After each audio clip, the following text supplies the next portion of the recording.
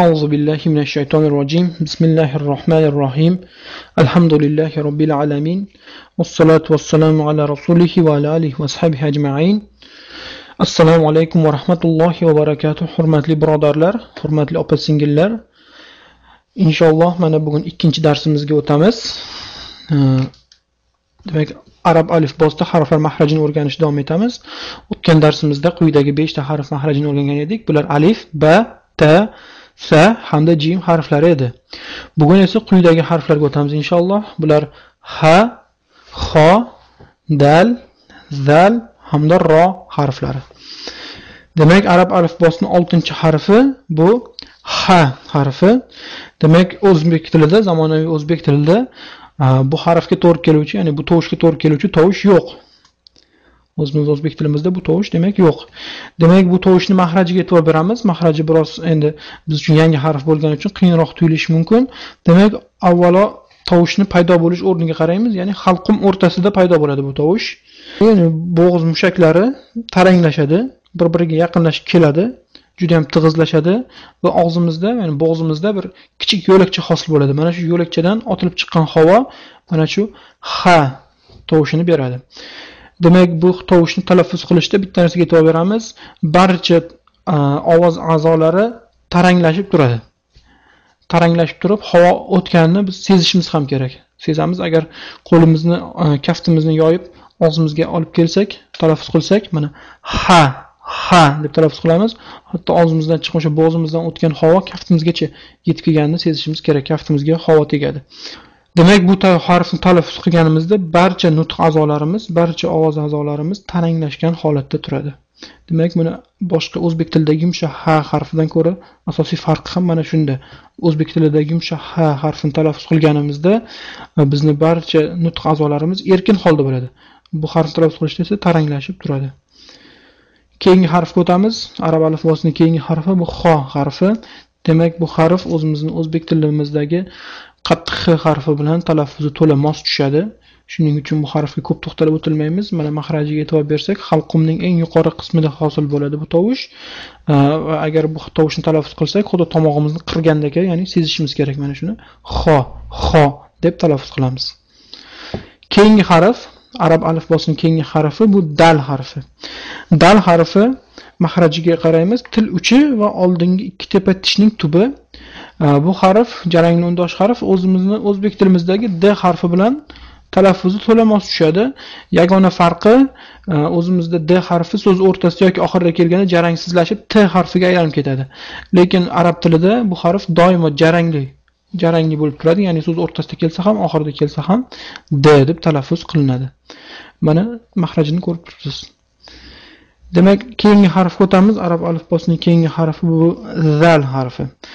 Bu harfga alohida e'tibor qarating, sababi zamonaviy o'zbek tilimizda bu tovush yo'q. Demak, zal harfi agar mahrajiga qaraydigan bo'lsak, avvalgi birinchi darsimizdagi sa harfi bilan solishtirsak bo'ladi. Ya'ni sa harfi bilan agar solishtirsak, mana mahrajini ko'rib turibsiz. Xuddi sa harfi talaffuz qilingani kabi tilning uchi oldingi ikkita tishlarimizdan, ya'ni uchi biroz chiqib turadi ikki tishlarimizdan. Tilimizning uchi tepa tishimizga tegib turadi va pastki tishimiz bilan, pastki tishlarimiz bilan tilimiz orasida biroz kichik tirqish qoladi va shu holatda talaffuz qilamiz. Zal yoki za deb talaffuz qilsak to'g'ri bo'ladi. Demak, yana bir marta o'zbek tilida bunday tovush yo'q bo'lgani uchun alohida e'tibor qarating. Za harfi. Misol uchun Qur'oni Karimda zalika yoki allazina so'zlari mana shu za harfi bilan yoziladi.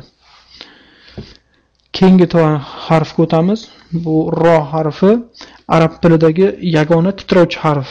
Ya'ni bu titrovchi harf deyiladi, sababi bu harfni talaffuz qilganimizda tilimiz tepa tanglangimizga tegadi va titrab turadi. Buni o'zbek tilidagi r harfidan asosiy farqi ham shunda, ya'ni aslida talaffuzi o'zbek tilidagi r harfiga juda ham o'xshash, ya'ni deyarli bir xil. Yagona farqi tilimizning uchi ko'proq titrab turadi. Bu harfni talaffuz qilishda mana mahrajiga qaraymiz. Til uchi va qisman til o'rtasi tepa tanglangimizga tegib turadi va ro deb talaffuz qilinadi. Demak, bugungi o'tmoqchi bo'lgan harflarimiz mana shulardan iborat edi. Endi vazifalarga o'tishdan oldin bir narsaga e'tibor qarating. Avvalgi darsimizda biz fatha harakatini o'tgan edik, ya'ni fatha deb nomlanuvchi belgi. Bu belgi eslatamiz, agar harflarning ustida kelganda qisqa a tovushini beradi. Lekin avval darsimizda ham aytgan edik, ba'zi harflar bilan birga fatha belgisi o tovushini beradi deb eslatib o'tgan edik. Mana bugun mana shunday harflardan ikkitasini o'tdik. Bulardan biri xo harfi. Ya'ni xo harfining ustida agar fatha belgisi bo'lsa, xa emas, aynan xo deb talaffuz qilinadi va ikkinchisi bu ro harfi, ya'ni ro harfining ustida ham fatha kelganda ra emas, ro deb talaffuz qilinadi. Agar misol keltirsak, misol uchun robbana deb talaffuz qilamiz, ya'ni robbana, rabbana emas, ro bilan talaffuz qilinadi.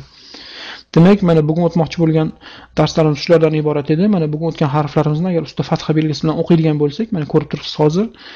Ha, xo, da, za, ro deb o'qisak to'g'ri bo'ladi.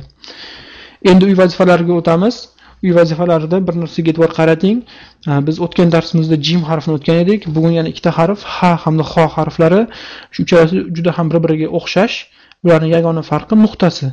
Ya'ni jim harfida nuqta harf ostida, ha harfida umuman nuqta yo'q, xo harfida esa nuqta harf ustida kelgan. Shuning uchun ko'pchilik birinchi yo'l qo'yadigan xatosi mana shu jim hamda xo harflarini ko'pincha adashtirishadi so'zlarda kelganida. Ya'ni shunga alohida e'tibor qarating. Avval aytganimiz kabi uy ishini toki qiynalmasdan bemalol o'qiydigan bo'lguncha, mana shu harflarni bir-biridan ajrata oladigan bo'lguncha takrorlash tavsiya etiladi. Bizning asosiy urg'umiz ham mana shu uy vazifalariga berilgan. Endi mana bu uy vazifalari dal harfi, zal harfi hamda ro harflari. Avval aytganimiz kabi bizning darslarimiz islomolami.com saytiga qo'yib boriladi. Shuningdek islomdini.info saytida ham bizning guruhimiz mavjud. Ya'ni islomdini.info saytiga kirib tajvid darslari deb qidiruv bersangiz bizning guruhimiz chiqadi. Bu vazifalar bevosita islomolami.com saytidan yuklab olishingiz mumkin.